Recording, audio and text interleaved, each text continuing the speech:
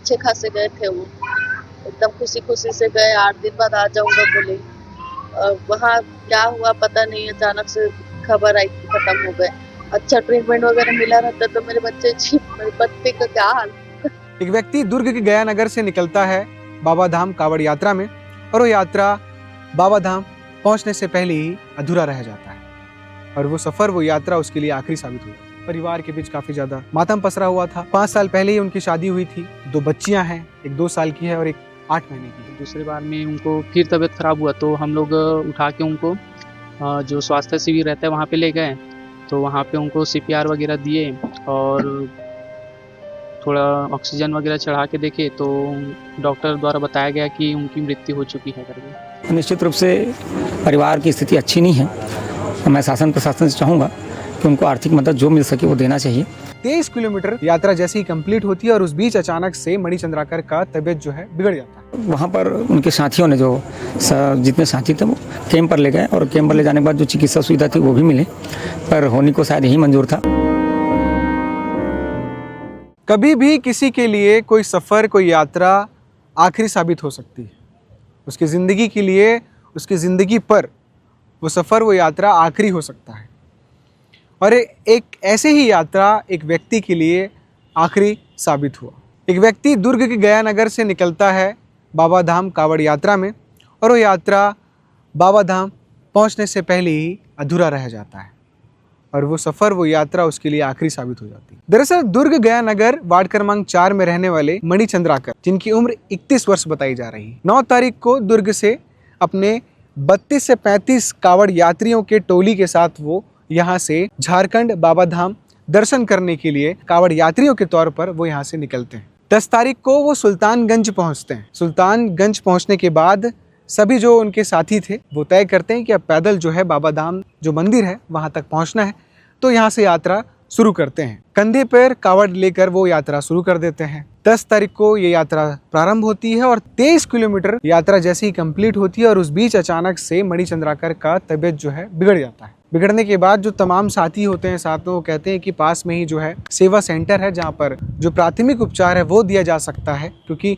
जहाँ से यात्रा शुरू है लगातार हर क्षेत्र में सेवा सेंटर बनाया जा रहा है कि अगर यात्रा के दौरान किसी यात्री को कोई भी मेडिकल असुविधा होती है या फिर कोई मेडिकल इमरजेंसी होती है तो उसे मेडिकल की सुविधा दी जा सके।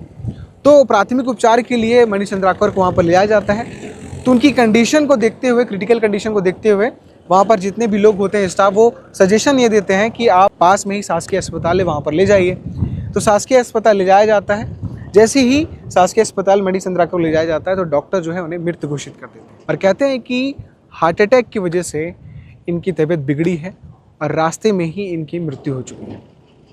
जिसके बाद जितने भी सब कावड़ यात्री उनके साथ थे, वो जो टोली था, वो आश्चर्यचकित हो जाता है। सबके बीच शोक हो जाता है। जैसे ही सूचना घर वालों को पता चलती है, आसपास मोहल्ले वालों को पता चलता है, तो मोहल्ले के बीच जो है शोक, मातम पसर जाता है। तो जितने भी यात्री हैं जो कावड़ यात्री के लिए निकले थे मणिचंद्राकर के साथ, वो तय करते हैं कि अब यात्रा यहीं पर रोक दी जाए, यहाँ से वापस जाना है। तो जैसे ही मणिचंद्राकर का निधन हो जाता है, तो निधन हो जाने के बाद जो डॉक्टर हैं वो पोस्टमार्टम करने की बात कहते हैं, पर घर वालों का कहना ये होता है कि आकस्मिक मृत्यु है तो पोस्टमार्टम नहीं करना चाहिए। पर जैसे जैसे परिवार वाले वहाँ के अस्पताल वालों से बातचीत करते हैं, जो जिम्मेदार हैं वो बातचीत करने की कोशिश करते हैं, और वहाँ के जो अस्पताल वाले स्टाफ हैं, जो मेन थे, प्रबंधन थे, वो मानते हैं इस बात को और उनके पार्थिव शरीर को दुर्ग के लिए रवाना करते हैं।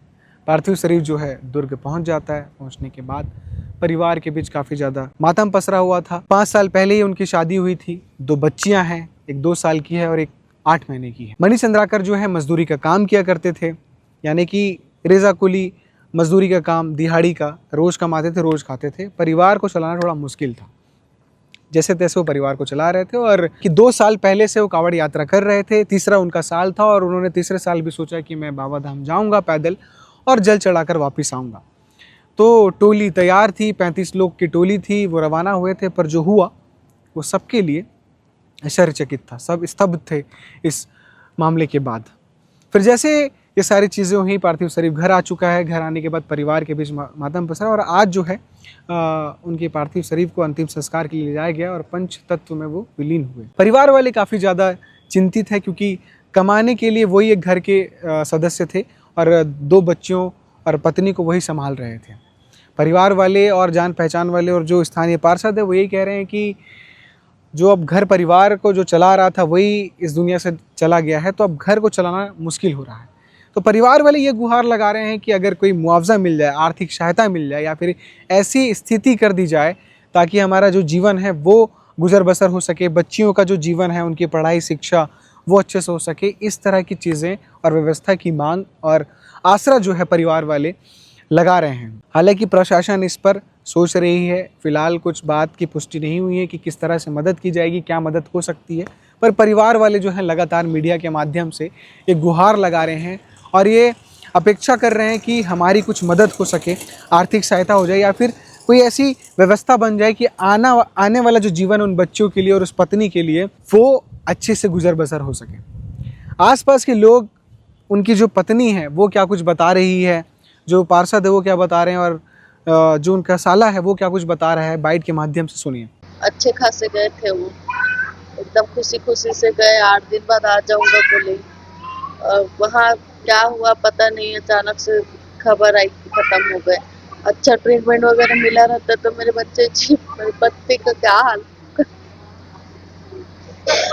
यात्रा के दौरान बात हुई तो हाँ सर, कितने वर्षों से जा रहे हैं? 3 साल हो गए। 3 साल से लगा। ऐसा कुछ मन्नत का कुछ नहीं ऐसी अपनी इच्छा से जाते थे। क्या कुछ मांग करना शासन के पास? कुछ नहीं सर। कितने बच्चे हैं? 2 बच्ची है, एक 3 साल की बच्ची है और एक 8 महीने की है। दोनों बच्चियां हैं। दोनों लड़कियां हैं। कहीं ना कहीं शासन प्रशासन व्यवस्था अच्छी नहीं दे पा रही वही है सर, अच्छी रहती तो मेरे पति का ये हाल नहीं होता। सुबह 10 बजे अच्छे से बात किए हैं और 2 बजे ऐसा हो गया, तो अच्छा प्रशासन नहीं होगा ना सर। अच्छा ट्रीटमेंट मिलता तो मेरे पति जिंदा रहते, हमारे पास रहते। मेरे छोटी छोटी बच्चियां, क्या होगा उनका। मेरा नाम पंकज चौधरी है, मैं उरला का रहने वाला हूँ। जिनका निधन हुआ है वो मेरे जीजा जी थे। 9 तारीख को हम लोग यहाँ से निकले थे, 10 तारीख को वहाँ सुबह पहुँचे और शाम को वहाँ आराम करके जल उठाए। फिर जो नेक्स्ट स्टॉप अपन 15 किलोमीटर का रखे थे, तो वहाँ पहुँचने के बाद रात में आराम करके सुबह फिर अगले स्टॉप पे जाना था हमको।